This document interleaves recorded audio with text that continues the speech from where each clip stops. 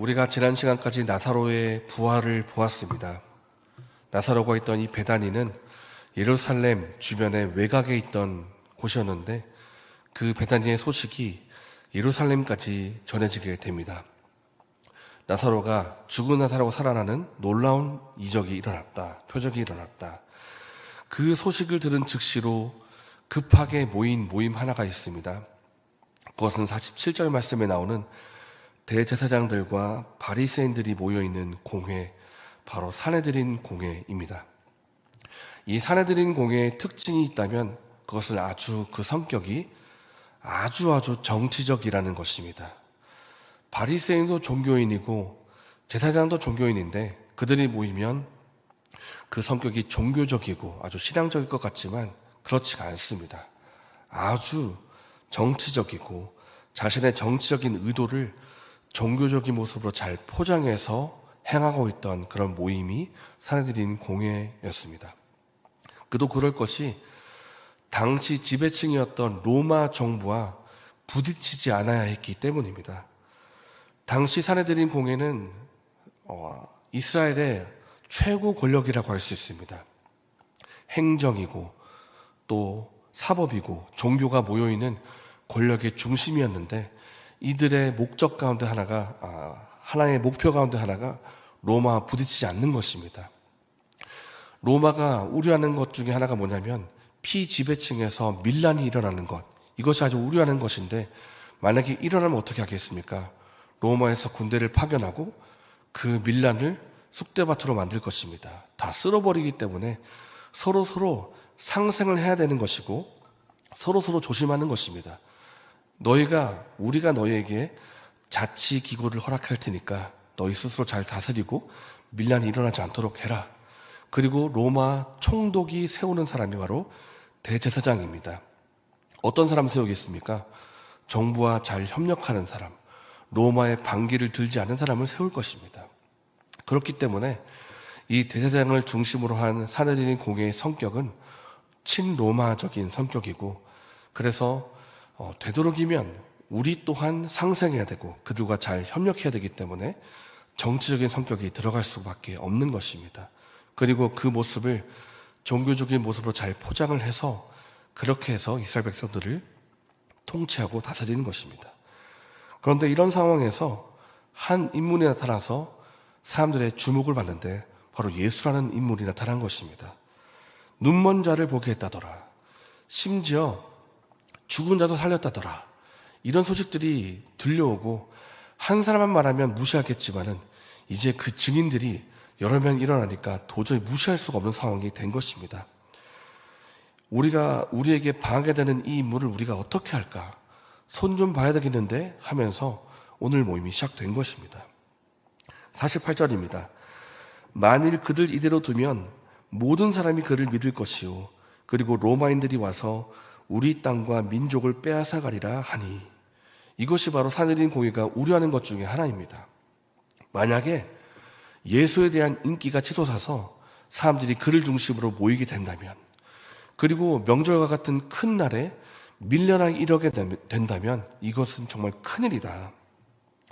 그러면 로마가 우려하는 밀란이나 불법 집회나 이런 모임들이 있다고 판단할 것이고 군대를 파견할 것이고 우리는 멸망할 것이다. 그러면 안 된다라고 모이게 되는 것입니다. 그때 사내들인 공회의 중심 인물인 대제사장 가야바가 이런 말을 합니다. 49절과 50절 말씀에 그 중에 한 사람 그 해의 대제사장인 가야바가 그들에게 말하되 너희가 아무것도 알지 못하는도다. 한 사람이 백성을 위하여 죽어서 온 민족이 망하지 않게 되는 것이 너에게 유익한 줄을 생각하지 아니하는도다 하였으니, 너희가 모르고 있구나. 우리가 행할 방법 중에 하나는 한 사람이 죽는 것이다. 그 사람이 죽어서 우리 백성이 살 수만 있다면 그렇게 하면 좋지 않겠냐.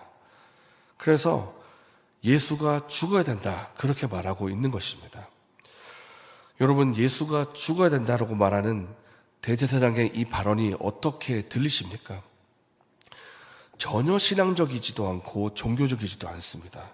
아주 정치적이고 계산적이고 어떻게 하면 우리 민족을 살릴 수 있을 것인가? 아주 민족을 위하는 말처럼 들리지만은 사실은 철저한 자기 위치와 입지를 지키고자 하는 의도에서 나온 발언이라고 할 수가 있습니다.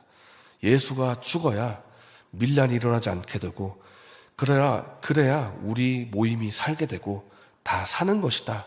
그렇게 말하고 있는 것입니다. 이때부터 이 산헤드린 공회를 중심으로 예수를 죽이려고 하는 움직임이 본격적으로 일어나게 됩니다. 어떻게 하면 예수를 잡을 것이고 어떻게 죽일 것인가 이렇게 모의하기 시작하는데요. 이전에도 그러했겠지만 오늘 본문을 중심으로 더 본격적으로 일어나게 됩니다. 53절 이날부터는 그들이 예수를 죽이려고 모의하니라.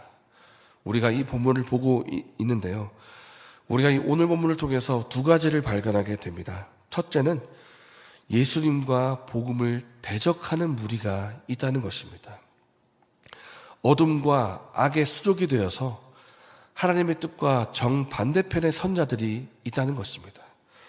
우리가 나사로의 이 살아나는 표적까지 해서 총 7가지 표적을 보았습니다. 첫 번째는 가나 혼인잔치에 물이 포도주를 바뀌는 표적부터 시작을 해서 우리가 지난번에 보았던 죽은 나사로가 일어났다는 표적까지 해서 총 7가지를 보는데 이러한 표적이 나타날 때마다 두 가지 큰 반응이 일어납니다. 첫 번째는 이 표적을 보고 표적이 가리킨 바 예수가 하신 말씀을 듣고 믿었더라는 것입니다. 표적이 그 자체가 중요한 것이 아니라고 했습니다. 표적은 표지판과 같이 가리키는 것이기 때문에 표적이 가리키는 바 예수님이 하신 말씀을 듣고 믿었더라라는 반응이 첫 번째 반응인데, 두 번째 반응은 그 표적을 보고도 믿지 않는 무리가 있다는 것입니다. 요한복음 5장에 나와 있는 38년 된 병자를 고치실 때에도 예수를 박해하는 무리가 있었습니다. 요한복음 9장에 맹인을 고치실 때에도 믿지 않고 오히려 박해하는 무리가 있었습니다. 왜 우리가 세워놓은 안식일 규례를 무시하느냐? 그런 거 보니까 너는 죄인이다 라고 하면서 예수님을 죄인 취급하고 표적을 믿지를 않습니다. 오히려 대척점에 서고 심지어 오늘 본문에 어떻게 합니까? 이스라엘의 가장 강력한 권력인 산헤드린 모임이 모여서 어떻게 하면 예수를 죽일 수 있을까라고 모의하기 시작합니다. 그런데 어떻게 우리가 이것을 보면 참 이 같은 표적을 보고도 이렇게 반응이 다른가 싶지만은 사실 이것은 요한복음 3장에 예견된 내용입니다. 빛이 세상에 왔을 때 사람들이 자기 행위가 악함으로 빛보다 어둠을 더 사랑하는 것이니라. 그들이 빛을 보고도 빛으로 나오지 않고 거부하는 것은 그들의 행위가 악하기 때문에 빛보다 어둠을 더 사랑하고 있는 것입니다. 그래서 빛을 보고도 반응하지 않고 거부하고 나서지 않는 것입니다. 그러나 우리가 주목해야 될 또 한 가지가 있습니다. 그것은 어둠의 세력이 있다 할지라도, 어둠이 심지어 권력을 갖고 휘두른 것 같다 할지라도 결국 이루어지는 것은 하나님의 뜻이라는 사실입니다. 오늘 본문의 산헤드린 공회를 한번 보시기 바랍니다. 권력의 중심입니다. 종교의 중심, 행정의 중심, 모든 것의 중심인 산헤드린 공회가 모여서 마치 이스라엘 백성들을 쥐락펴락하는 것 같고 예수를 죽이려고 모의하고 있지만은 결국 이루어지는 것은 무엇입니까? 하나님의 뜻입니다. 그들이 결론을 내려서 예수를 죽이려고 모의하지만은 하나님께서는 어떻게 하십니까? 그 악한 모의까지도 사용하셔서 주님의 영광스러운 십자가 사건을 행하십니다. 그 십자가를 통해서 죄와 죽음의 권세를 이기시고 사탄의 머리를 밟아 깨뜨리시는 놀라운 주님의 영광을 나타내신 것입니다. 그렇기 때문에 우리가 두려워할 필요가 없고 너무 불안할 필요도 없습니다. 사실 오늘 우리에게 들리는 뉴스를 한번 보시기 바랍니다. 얼마나 과격하고 또 혼란스러운지 모릅니다. 여기저기서 미사일을 쏴대고 사람들이 죽어나가고 우리도 가만히 있지 않겠다. 당했으니까 돌려주겠다. 피해 보복을 일으키겠다라고 하면서 서로 으르렁대고 전쟁을 일으키고 수많은 사람들이 죽어나가는데, 이것을 보면 참 혼란스럽다는 생각이 듭니다. 배후가 있다더라. 사실은 그 세력의 뒤에 중심이 있다더라. 막 이렇게 하면서 사실은 그들의 계획이었다. 그들의 계략이었다. 라고 하면서 사실 우리가 알지 못하는 여러 가지 세력들이 있고 그들의 계획 가운데 이루어진 것이고, 이 말들을 듣고 있노라면 도대체 세상이 어떻게 돌아가고 있는가, 그리고 또 겉으로 보기에는 권력과 힘을 갖고 있는 그들이 세상을 쥐락펴락하는 것 같지만은, 우리가 믿어야 될 것은 결국 이루어지는 것은 하나님의 뜻이라는 것이고, 잠시 어둠이 행하는 것 같고 잠시 그들이 권력을 휘두르는 것 같지만, 이것 또한 하나님의 선하신 손 안에 있고 하나님께서 이것을 통해서 주님의 선하신 뜻을 이루신다라는 것입니다. 그렇기 때문에 여러분, 너무 불안해하지 말고 너무 당황하지도 맙시다. 모든 것이 하나님의 손 안에 있기 때문입니다. 모든 것이 합력하여 서로를 이루시는 하나님께서 이 일 또한 통치하고 다스리고 계시기 때문입니다. 주께서 행하실 것이고 주께서 결국 이루실 것입니다. 온전히 주님의 뜻이 서게 될 것입니다. 그러므로 사랑하는 여러분, 우리가 잠잠히 주님을 바라보면서 비록 혼란스럽고 어려운 일도 있겠지만은 더욱 믿음 안에서 주님을 바라보며 신뢰하며 주님의 뜻을 행하시는 저 여러분 되시기를 예수님의 이름으로 축복합니다. 이 시간 함께 말씀을 생각하면서 기도하겠습니다. 하나님, 오늘 말씀을 통해서 결국 주님의 뜻이 이루어진다는 것을 보게 됩니다.